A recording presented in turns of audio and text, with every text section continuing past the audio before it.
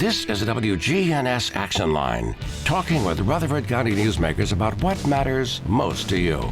Now, your host, Scott Walker. This morning we'll be talking about issues that involve everything from laws in Tennessee to school vouchers, you name it. With us today we have State Senator Don White and also State Representatives Mike Sparks and Robert Stevens. How are y'all doing this morning? We're doing great. How are you doing? I'm good. So what has been happening within the state and on Capitol Hill and everything? Well, of course, this week we're special session. And so I'll talk about the parent choice, school choice bill. And then I'll let the other gentleman talk about the other two pieces of legislation that was passed during special session. We went in on Monday, the governor called it, and then we ended yesterday. And so next week we'll be in regular session where all committees will be open and all bills will be heard. Only a couple committees were open that the three bills went to. So not all the committees were open this week.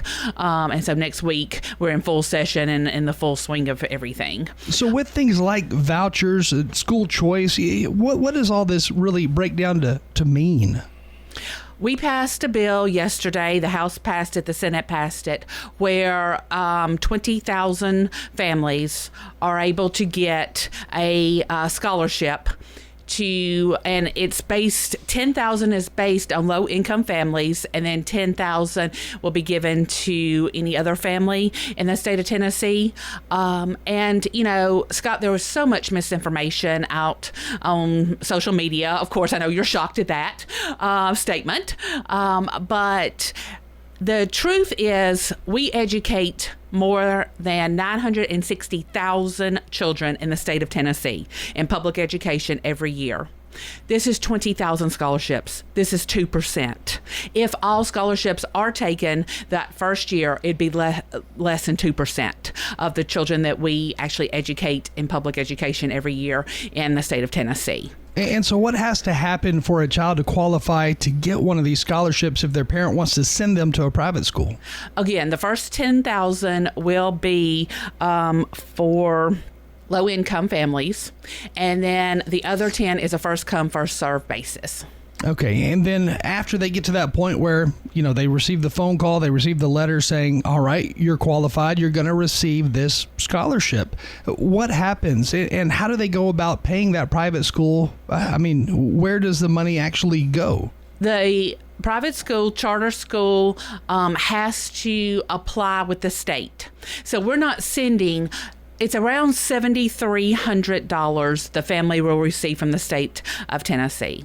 And so we're not sending that directly to a parent. The school that the parent chooses to send their child to has to apply.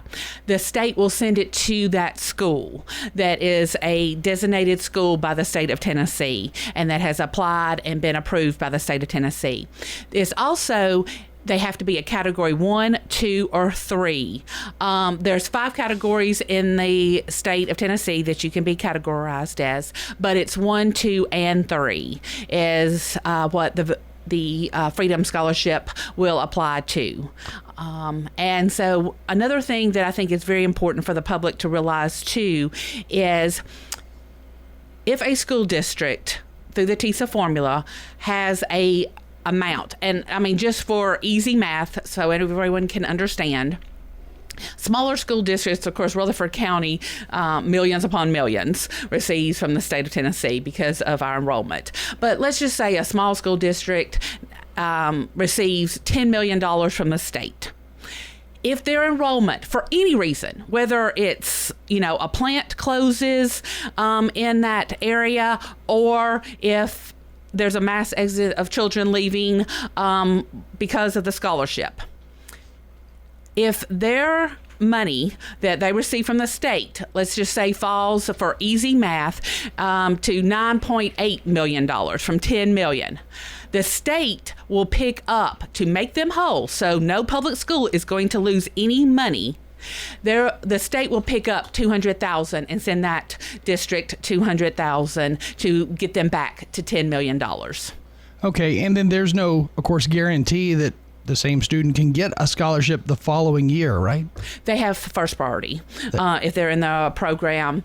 Then the expansion of the program, they have to have 75% of the scholarships taken and applied for before we can expand the program to 5,000 the next year. So it's not going to be a massive that we're going to give every student in the state of Tennessee that's in public education a scholarship.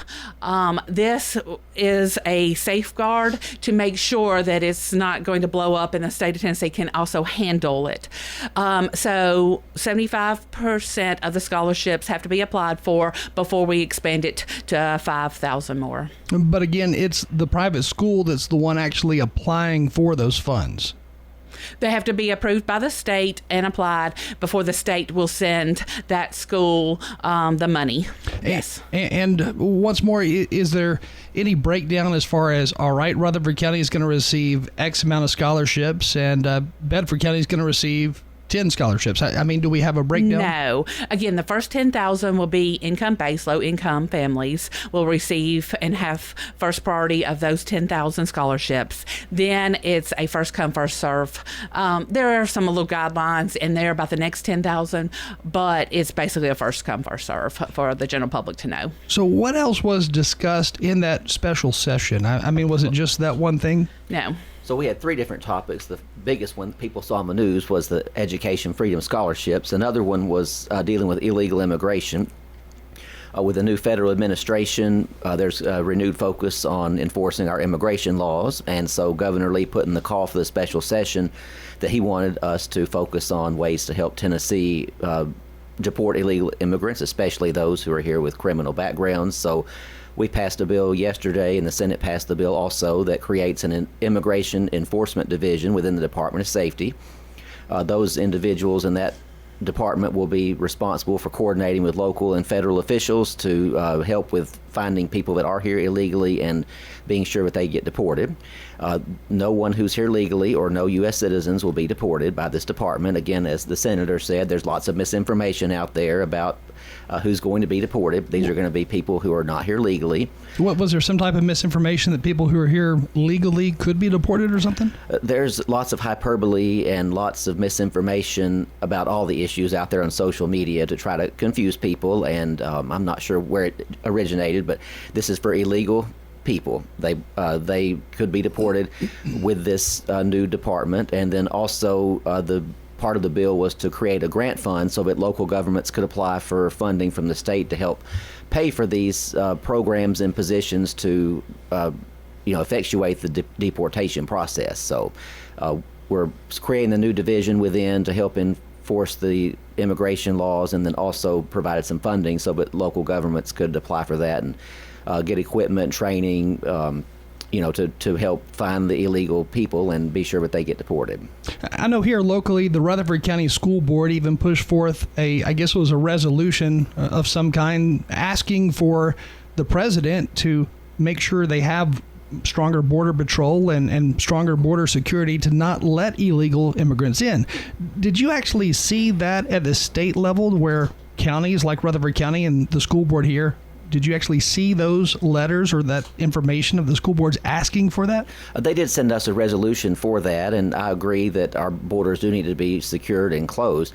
When I left the county commission in 2022, there were about 4,000 students in the Rutherford County school system that spoke English as a second language. Not all of those are illegal, but many of them are.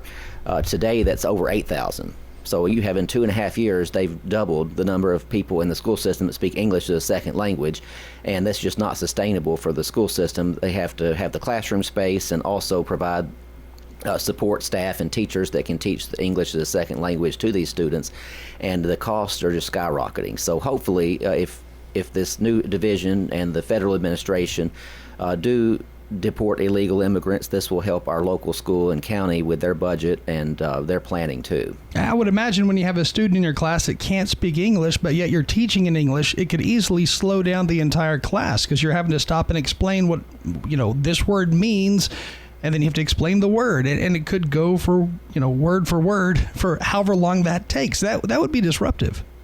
It's definitely disruptive, and there are dozens of language spoken in our school system.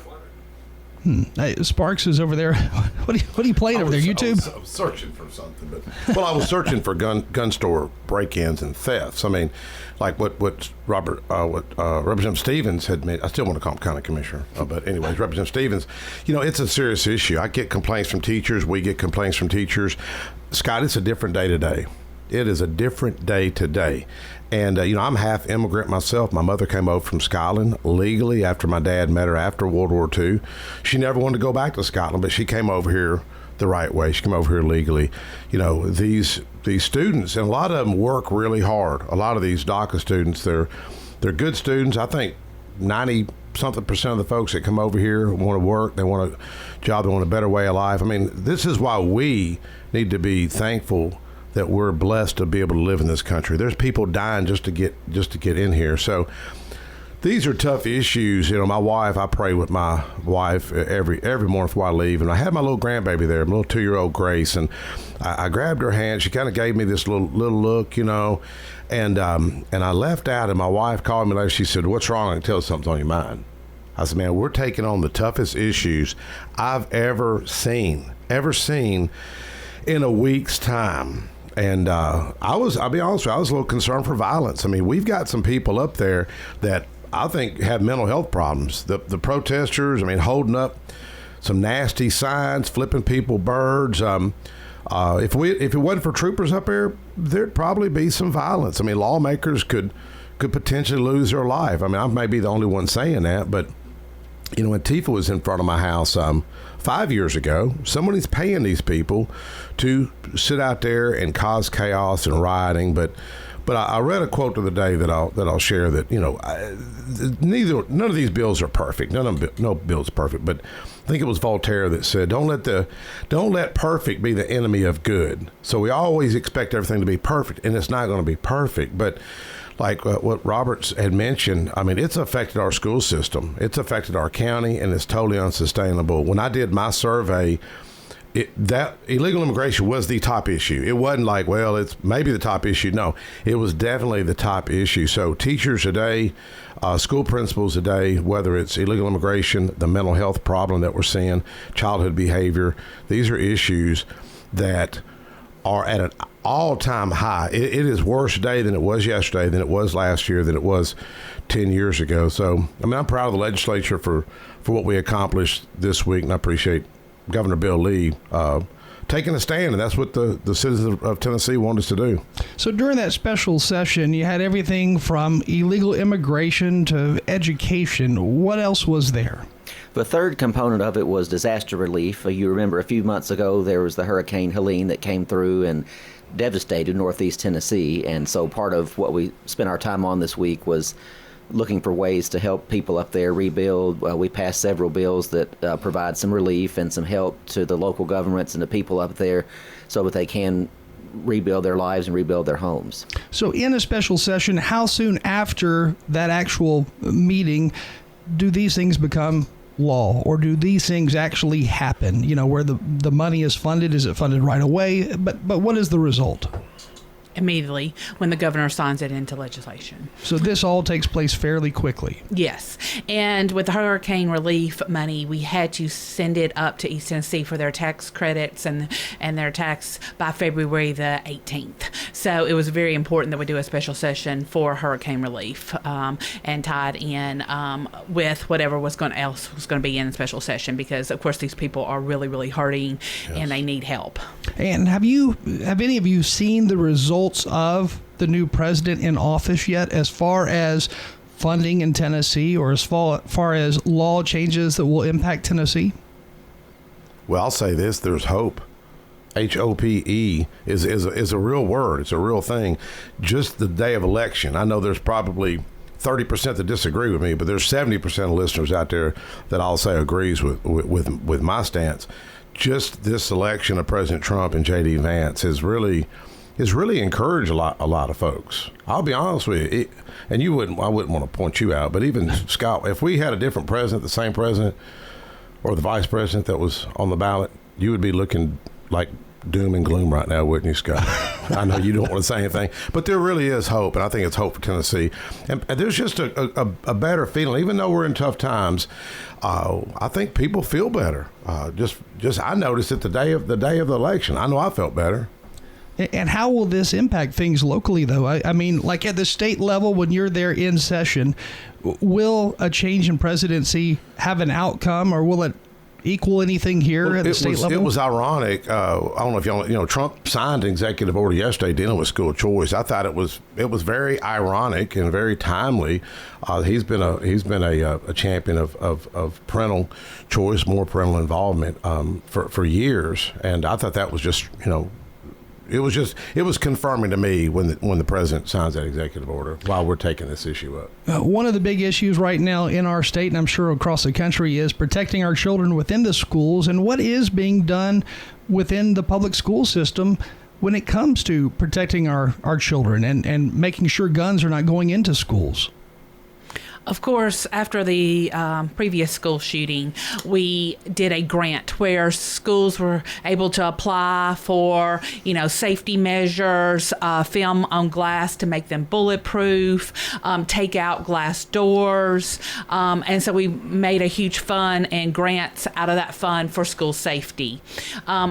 After the unfortunate incident in Antioch last week, I feel like we will probably look at grants again to make school safety a huge priority in this legislative session. Of course, bill file deadline is February the 6th, and so we really don't know what is being filed yet. All bills will have to be in by February 6th to see what school safety bills will look like for the upcoming session.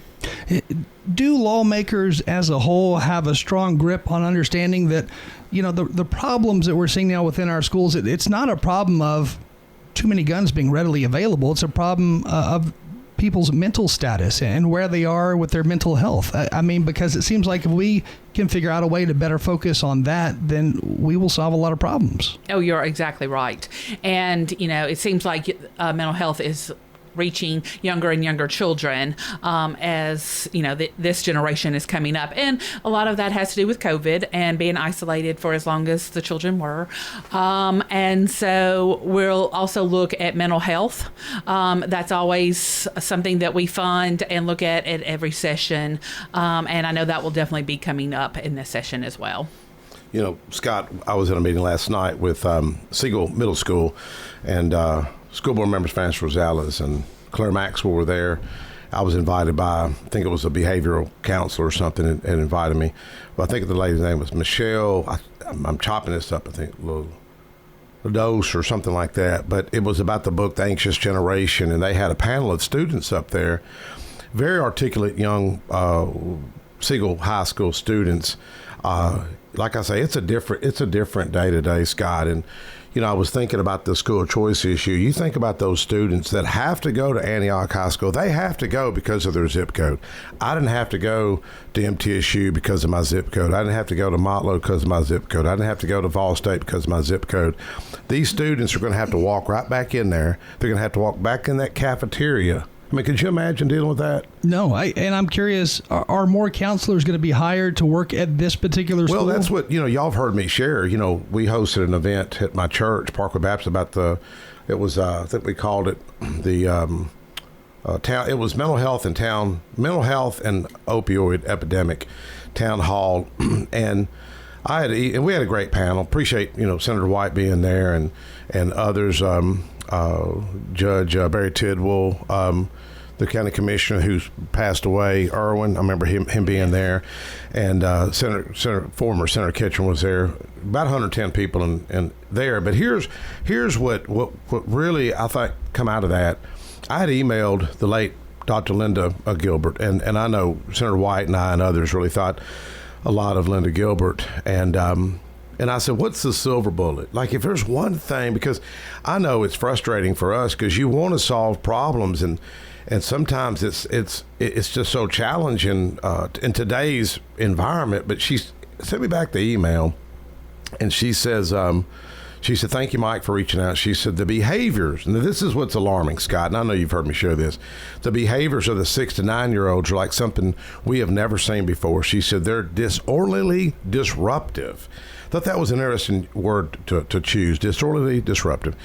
And she said, whereas the state is, they are trying, she said, but we need more, behavioral counselors, and she said social workers. I mean, social workers, the word social worker isn't a popular term among conservatives, but we do have to have teachers that can intervene with these, just like we have a nurse. If a student's sick, if a student has some kind of cut at school, they're going to see that nurse.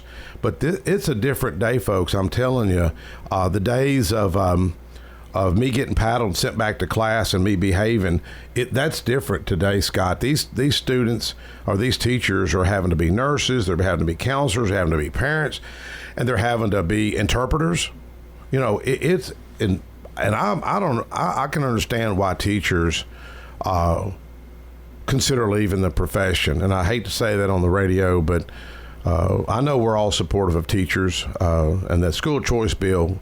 By the way, why don't you pick up on the bonuses on the pay for the teachers? I don't think that was mentioned. In the bill, because we do have a surplus, it's a bonus this year of $2,000 per teacher. It's 86,000 teachers in the state of Tennessee, so each one of those teachers will be receiving a $2,000 bonus out of the Freedom Scholarship Bill. Now, to get that bonus, is there anything that teacher or that school district has to do? All that the school district has to do is do a resolution that says that the state can pay their teachers a $2,000 bonus, and that's all that the resolution has to say. And that is a one-time bonus. Correct. Is there any thought on, hey, can we do this again next year? It will all depend on the surplus and what's left over in the accounts. Of course, Tennessee is a very fiscally conservative state. We have an AAA bond rating because we've been so conservative with, our finances throughout the year. And so, we don't. Of course, teacher raises through the TISA formula will be raised to $50,000 in the upcoming years, and soon. But right now, just because we don't know if the money will always be there, and you never can take anything away, we wouldn't want to take anything away if a teacher is planning on that money. So we have chosen this year to do a bonus. And when will those teachers get that $2,000? I believe as soon as the resolutions are passed. I'm not. The bill did not say there'll be rulemaking after, but I believe it's sometime this year. Okay.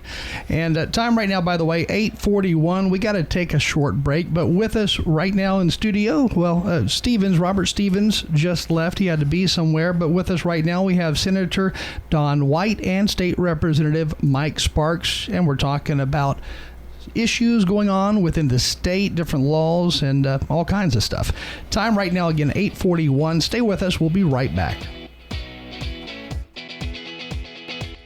The Action Line on FM 101.9 and AM 1450 Murfreesboro, FM 100.5 Smyrna. Listen and watch at WGNSradio.com. Hi, this is Peter Demas. Join our family at Demas's Restaurant. So many people buy so many different things. I go out to eat and I like eating steak, where my wife will end up getting her salmon. Our salmon is cut fresh, so she loves her salmon. It's one of those places that you can go, you can get pastas or chicken, the kids love it. Get what you want at Demas's Restaurant and not be limited just to one or two items. Join our family at Demas's Restaurant, 1115 Northwest Broad Street in Murfreesboro. We're at Adams Place talking with John Hood. John, what do you like most about Adams Place? Well, Bart, I guess what I like most is the personal attention that you get, the comfort and security, and knowing that you're in a very outstanding place. What made you choose Adams Place? Well, frankly, I only looked at Adams Place. I'm Terry Deal. Call me for more information about Adams Place, located at 1927 Memorial Boulevard, across from Walmart. In today's changing world, you need a financial planner that you're comfortable with. Rely on the bonds that you've built with trusted friends at Old National Bank on Dr. Martin Luther King Jr. Boulevard, here in the borough. And if you just moved here, visit us and enjoy warm, homemade cookies. Honey, the cookies are ready. Like Grandma used to make. Old National Bank, We're better together. 2230 Dr. MLK Jr. Boulevard, Old National Bank, member FDIC. The Action Line on FM 101.9 and AM 1450 Murfreesboro, FM 100.5 Smyrna. Listen and watch at WGNSradio.com. Now with us in studio, we have State Representative Mike Sparks. Everybody else left you, man. What happened? What'd you say during that break? Everybody's just gone. Biggest fear I was just kidding with Senator White and Representative Stevens. The biggest fear is coming up here for 45 minutes and having to take on all the issues. And then it comes sometimes you don't have the answers, Well, last time you were on the air, you talked a little bit about lowering the age of school bus drivers. What was that? Well, one thing I try to do during the summer and the fall is just meet with a few school bus drivers and owners out there, and I appreciate the feedback. Clarissa Smith, she was on the radio show with me one I think it was on my show on Sunday nights, or maybe with Brian, I can't remember. But then I had Cindy Phillips DeMumbrian, who's friend and constituent and classmate of mine from Smyrna High School, and it seemed like they're facing a crisis among themselves. The cost of a new school bus about over $200,000 a day. That's a lot of money for a school bus. I mean, we need to ask ourselves, why are the costs escalating like they are? And I don't want to get into monopoly, but that's a whole nother topic that really probably needs discussed. That's something I wish President Trump would take on as far as talking about the free market and excessive bureaucracy. But by legislation, I think it would fill the gap of the shortage of school bus drivers. It's just taking the minimum age from 25 to 21. Many people don't know Tennessee is the most restrictive state in the nation for being allowed to drive a school bus. I didn't know that. Yeah. I know couple of California is 21. Huh. Surrounding states, most of them are you can drive a school bus at 18 in the surrounding states of Tennessee. Not all of them. It's kind of scary. That's young to be driving. Well, it kind of is. I'm curious. I know there was an idea a few years back of putting seat belts on school buses. Whatever became of all of that? Well, the fiscal cost to really taxpayers pay this, Scott. I mean, it sounds great when people say, let's do this, let's do that, but someone has to pay for it. And ultimately, you say, well, the school bus drivers or the districts are going to pay for it. But that only gets spread down to the taxpayers because the county commission's got to fund this, and it correlates back to property taxes. And I don't think that's going to happen in Tennessee.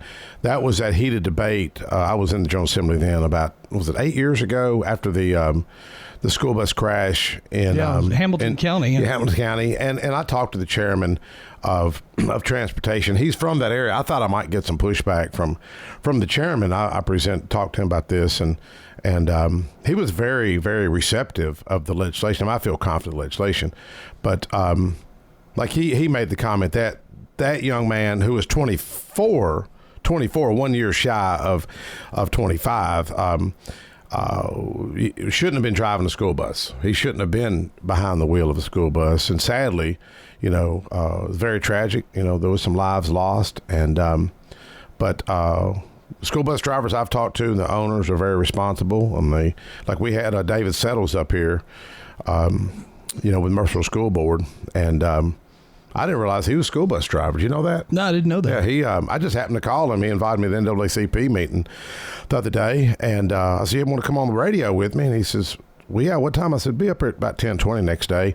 He said, that'll give me time to finish. He said, yeah, that'll give me time to finish my school bus route. I said, school bus route? And I had just left WKRN News doing an interview about this legislation.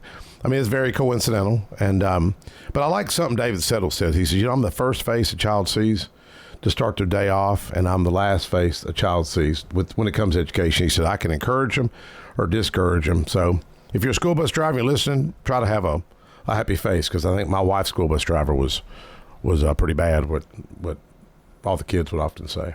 I know another issue you'd worked on in the past revolves around people speeding and people racing, because there's been, a lot of I guess, races on area roadways, especially in the Nashville area.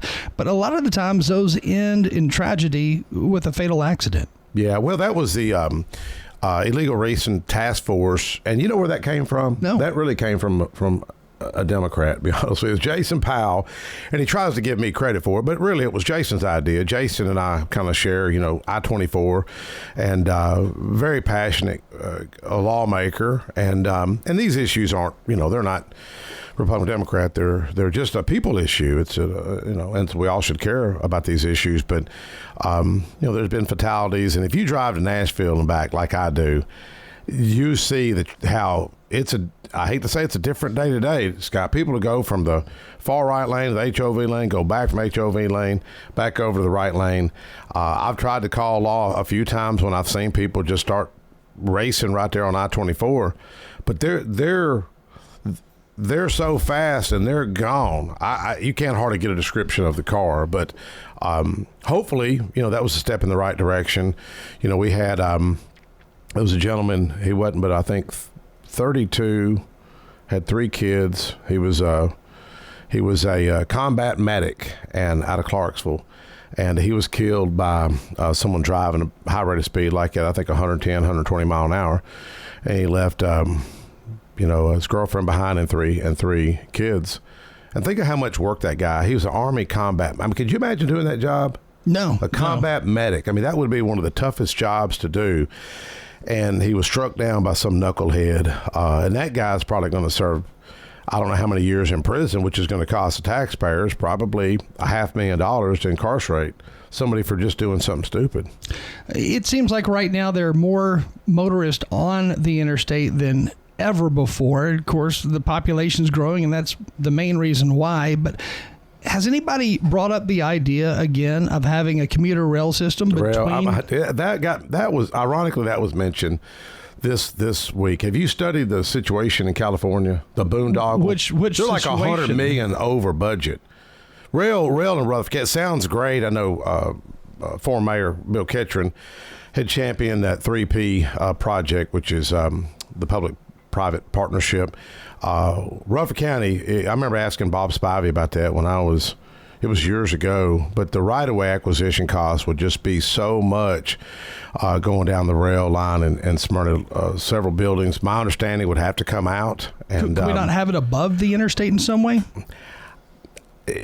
I just know if you look at California, I hate to say look at California, but if you see somebody else trying to implement a program and it's cost overrun, I think the Wilson County line works good. And I know there's the Amtrak that they've discussed, what was it, Memphis to Atlanta. But I just don't think it's going to work in our community. It sounds great. Whether it's from maybe Memphis to Nashville, it sounds good. But someone has to pay for it. I know the choice lanes that will be implemented soon. Well, it's going to take a few years to get it accomplished. I think that's the right way to go. The WeGo mass transit can be productive, but sadly, I was telling someone law enforcement. I think I was talking to Homeland Security about the school shooting the other day, and we were talking about crime, and. I said, look, here's the irony. I said, I'm in the safest building probably in Tennessee. Troopers everywhere because of the potential for violence that we had this week with some people that I think have derangement syndrome. And I'm looking over at the bus, the WeGo bus station, and I'm looking over where a young 15-year-old was shot and killed, which is one of the most dangerous places. So how do you encourage people to do mass transit when the bus station itself is one of the highest areas for crime? Now, Metro has improved that with some officers. In fact, I was out there back during the summer. I was talking to Trooper William Bennett, and him and I will often chit-chat when I'm driving through, and all of a sudden he goes, hold on, and he took off running. There was a guy running from the bus station, young guy with a gun, and 2 other officers tackled him, and the trooper ended up, I didn't know how I was going to catch him because he's pretty good. He's a pretty good sized guy, and here's this young guy. He's not going to catch up with him. He tried his best, and it tore up his uniform, cut his hand.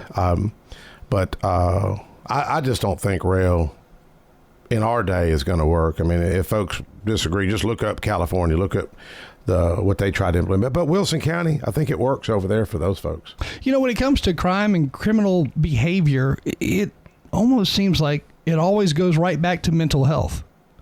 It really is. You know, Scott, we're talking about that Antioch shooting. Somehow my name got mentioned the other day on another radio show, and so people were calling me. People had heard it. Hey, man, you're probably going to get a call from this station. And the DJ, the producer reached out to me. Do y'all still call them DJs? I mean, announcer, host.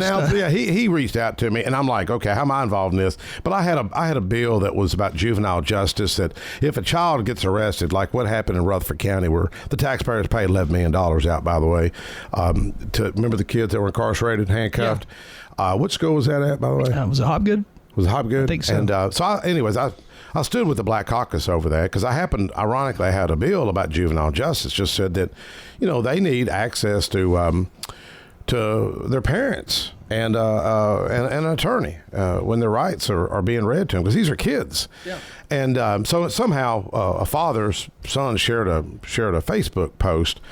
The boy shared a Facebook post, and I guess it was deemed threatening. And here, if you're a parent, you need to really realize how serious this is. That young man was expelled for a year. Wow. For a year, just because he shared a Facebook post. What was the post? I didn't see it. They deemed it being threatening. The threat, they deemed it as, I guess, called a threat assessment. That's why I reached out to some SROs and thank you, Lisa Marciani, for helping me the other day in Homeland Security. But the mental health, this is what... And I'm going to be honest with you, Scott, I'm told there's a lot of lawmakers, and I don't say lawmakers, but elected officials that don't care about mental health. I'm sure they have mental health issues themselves. I mean, well, there could be, and no doubt. I just don't know why we so often focus on gun laws, gun rights, but we don't focus as much attention on things like mental health. I'm with you. I mean, that's where people... I mean, I had a mother call me last night. Well, she was a mother. Her son overdosed, and I had to preach the funeral. He overdosed on fentanyl, and I preached her husband passed 3 years ago, and I knew her husband was a friend of mine. She called me last night with an issue, and I'm encouraging her to get involved in Celebrate Recovery, if you know what CR is, and just get out and walk, because I said you can't be cooped up in your house. You got to get out, and it's a mental health issue. If you're lonely, if you're isolated, Celebrate Recovery, from what I know, does wonders. I think they're meeting tonight at Hope Fellowship Church on Lee Victor Parkway. But it's a serious issue. Hell, I get depressed just going to Nashville. I mean, seriously, that drive can be my rough. wife she knew I was not really nervous. It's just these issues I get torn on them. I mean, immigration. I'm half immigrant. These kids that's come through the system. I think we've invested $100,000 in these kids, these DACA kids. So I brought up to the governor's office. I could get myself in trouble for sharing this on the radio, but the governor's office, and they were in my office a couple weeks ago. I said, man, there's got to be some type of pathway to citizenship for these kids that we've invested in. Let them go in the military, get an associate's degree of their choosing, but also have a heavy emphasis in civics, in government, in value, in the history of our nation. Because I don't see us sending all these children back to wherever. I mean, some of these kids don't even know, they can't even speak Spanish. Yeah. So I mean, I'm probably the first to say this on the radio, and I may get hammered for it, but it's just it's a different day today, man. I think it boils down to there's a right way to do things and there's a wrong way to do things. And if you come into the country illegally, then it's illegal. Good point. And I used to look at it that way, but these kids were brought in by their parents. Well, no, I'm not talking about the kids. Yes, I understand that aspect of it. That is a bigger problem that something has to be done about, but how do you address it when it comes to these children who are literally innocent victims of this? They are. I mean, those are those moral dilemmas that we're faced with as Christians. It's hard to be sitting in church on Sunday mornings and then maybe taking up an issue that conflicts with our inner core values. So I hope I'm not in the minority with saying that, but I know when I did surveys and polling, illegal immigration was the top issue, and I'd say most people that come to this country come here to find a good job and work and raise their family. But it's that 2 or 3 or 5% that reflect poorly on everyone else. I mean, those rash of stolen guns we're seeing, a lot of them are gang members, a lot of them Venezuela gangs, MS-13. That's not me saying it. That's law enforcement saying that. So We're already out of time. Yeah. Yeah, it's 9 o'clock right now. You're tuned to WGNS. State Representative Mike Sparks, thank you for joining us. Thank you, Scott. More news coming up in just a second, and we'll cover local news as well as national news in just 10 seconds.